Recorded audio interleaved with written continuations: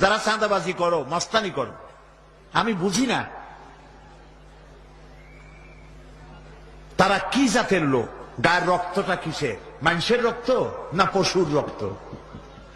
চাঁদাবাজি করতে যাও কি জন্যে? একটা মানুষ বহু টাকা বহু কষ্ট করে জমি জমা বিক্রি করে ব্যবসা করতেছে, সেখানে যাইয়া আমাদেরকে 2 লক্ষ টাকা দিতে হবে। চাঁদাবাজ এবং মাস্তান যারা চাঁদাবাজি করতে যাও, মানুষের কাছে খয়রাত চাও, ওই ভিক্ষা করে খাওয়া অনেক ভালো। মসজিদের সামনে একখান থাল নিয়ে বসে থাকো, যা আল্লাহর রাস্তায় খয়রাত দাও। দোকানদারের কাছ থেকে চাঁদাবাজি করা, বিল্ডিং কেউ নতুন বানাইতে পারে না, অমনি হাজির। গলায় সোনার চেন, হাতে কতগুলা আংটি, তারপরে হাতে মোবাইল, গলায় সোনার চেইন। শহরের মহা উল্লুক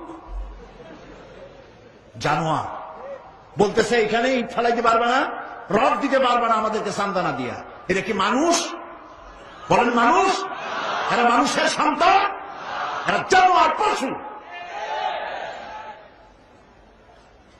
চাঁদাবাজ এবং মাস্তান সন্ত্রাসী, ইসলামে এদের কোনো স্থান নাই।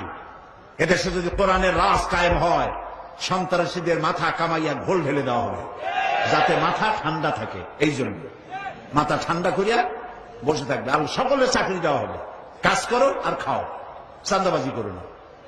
শ্বশুরের কাছে চাঁদাবাজি করে, বউর কাছেও চাঁদাবাজি করে। এত বড় লক্ষ্মী ছাড়া বউরে যায় বলে আমার হিরোইন খাওয়ার পয়সা দিবি। পত্রিকা আসছে না ভাই? কত বড় শয়তান, বউর কাছে চাঁদা চায়। আল্লাহ এইসব চাঁদাবাজ, মাস্তান, অপহরণকারী আর সন্ত্রাসী জানোয়ারদের হাত থেকে আল্লাহ এই দেশকে রক্ষা করুন। বলেন আমিন। চিল্লায় বলেন আমিন।